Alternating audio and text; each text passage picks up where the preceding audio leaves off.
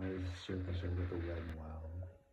When you commit to a spiritual relationship, healthy relationships are made up of relatively sound, responsible people who know that the connection and worth that they need to put forward prioritizing the other person and a partnership itself. In fact, pretty much any relationship is salvageable with both parties willing to really work on it. There are three things that are absolutely fundamental to any mutual nurturing relationship. This isn't limited to romantic relationships, but includes all the significant associations of your life. I call them the 3 R's: respect, reciprocity, and real communication. You may maintain a connection with these ingredients, but don't kid yourself about having a real relationship. Respect. When people come to me for a relationship counting, I start by asking them 2 questions. Do you respect your partner? Does your partner respect you? I start with these questions because if there's no respect on the other part, the other person will just leave. Damn it. Believe it or not, almost everything else needed in a relationship can be taught if both people are willing to learn. If the relationship didn't start with respect, however, it was never really a relationship at all. It was entered into for the wrong reasons and was intended as something else, probably acquisition, manipulation, or usury. This is why I always tell my dating clients to be very aware of any signs of disrespect. I'm always amazed, however, at the amount of clients, especially women, who have been willing to disregard those signs. They think that the respect will get better once they're married. Never make the assumption. It's hard enough to maintain respect as time goes on. Without respect in a relationship, someone is just being used. It's more of a service than a love partnership. This is why the feelings of emptiness are so great. You're looking to your relationship for a sense of support. Not only does that not happen when there's no respect, but the exact opposite happens when you sense a loss of support. And sooner or later, staying in a relationship, in a partnership where you're not respected will cost you your own self-respect. Since self-honoring is virtually impossible when you consistently follow someone, especially your significant someone, to dishonor you, it can only attract more and more misery down the road. There's no question that mutual respect is the foundation of any happy and strong relationship. All good things that come, including real depth of feelings and willingness to prioritize each other, come from a mutual reverence and regard for your loved one. The kind of respect can take the connection to incredible heights and make it a profoundly spiritual one. Yet without it, your relationship will turn into one struggle after another. You're not taking the easy way out, but choosing to stay in a relationship that's devoid of respect. In reality, the choice is yours, hardest road you can travel.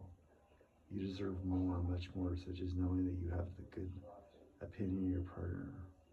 You also deserve the sharing and caring that comes from your equal partners prioritizing each other. In fact, the only way that you can achieve the kind of reciprocity that a healthy relationship calls for is to begin with mutual respect. Reciprocity is the balance within a relationship. It starts with the fundamental assumption by each person that you are 2 equal partners. From that assumption, based on mutual respect, the 2 of you form an interdependent relationship.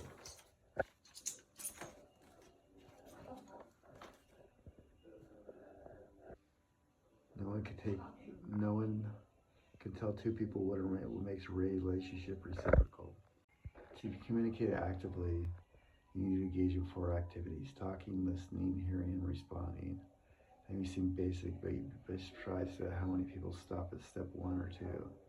In the process of real communication, each partner interacts with each other.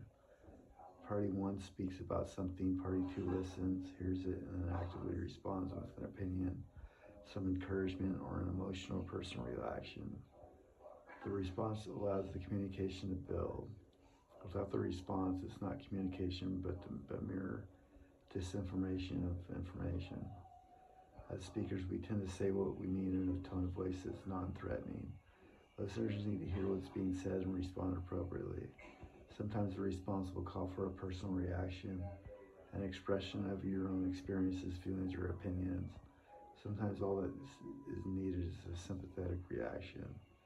Other times we may feel the need to ask questions, gain clarity, or get more information. Our response shows our interests. It's how we relate and forge out connections. Lack of communication is the biggest complaint I see in my relationship counseling. This is probably due to the fact that men and women have such different styles of communicating. While women can be very emotional in their communication, many men have been trained from early on to hide their emotions. This polar kind of approach can create a lot of problems. Men don't want to deal with the drama, and a woman can't understand why communication is so hard. People have to learn how to communicate with each other. It begins by creating a safe and comfortable environment. Set aside time to talk. Really hear what your partner is saying. Be open and patient. It may feel awkward at first, but have the courage to stay with it. Real communication is absolutely crucial in maintaining a lifelong relationship. It's part of what we should expect from love. There, babies. The third ingredient is necessary for a healthy relationship is real communication. You simply can't relate without communication. You simply can't relate without communication. In fact, a relationship without communication reduces your partner to merely your roommate. Even if you only consider the sexual aspects of this, sex with an acquaintance feels pretty empty indeed. That's just the tip of the iceberg where lack of communication is concerned, and it's a big enough iceberg to sink the relationship. There are three basic types of communication with many variations thereof. The first is superficial communication, discussing the weather, sports scores, and the latest movies. The next is logistical communication, covering questions about what they have for dinner, what bills need to be paid, and where to go on vacation. Finally, there's intimate communication, which includes both emotional and sexual intimacy.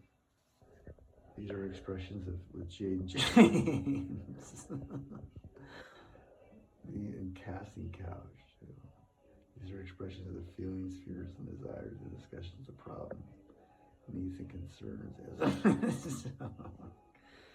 And Lazel, even though Lily can talk everything with the boss, too.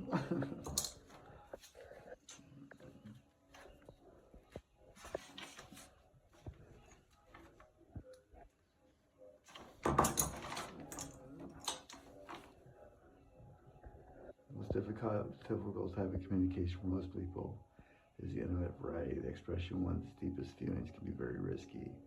More people are actually willing to take this risk at the beginning of the relationship, probably because they feel their partner will be more supportive at this point. Over time, however, if they're not truly accomplished, they're revealing themselves in a way they're like to shit it out. Honesty, integrity, and trust. Honesty and trust are very closely related. You need to know that your partner has integrity. For as you seem lying to others, it won't take long before you assume they're capable of lying to you. And if you can't be honest with each other, it'll be possible to foster an environment of trust.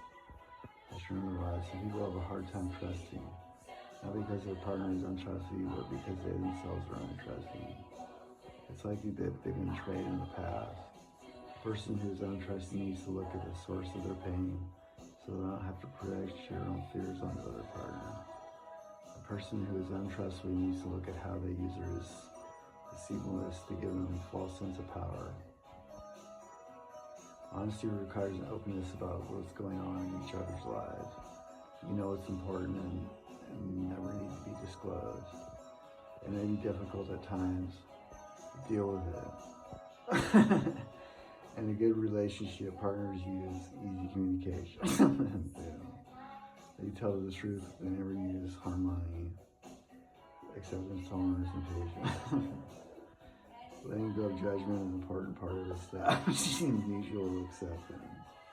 And a healthy relationship, partners acknowledge each other's differences and learn to accept them. Nobody's perfect, and you need to tolerate each other's little quirks and take it or receive. Care often and commitment is a state of excitement.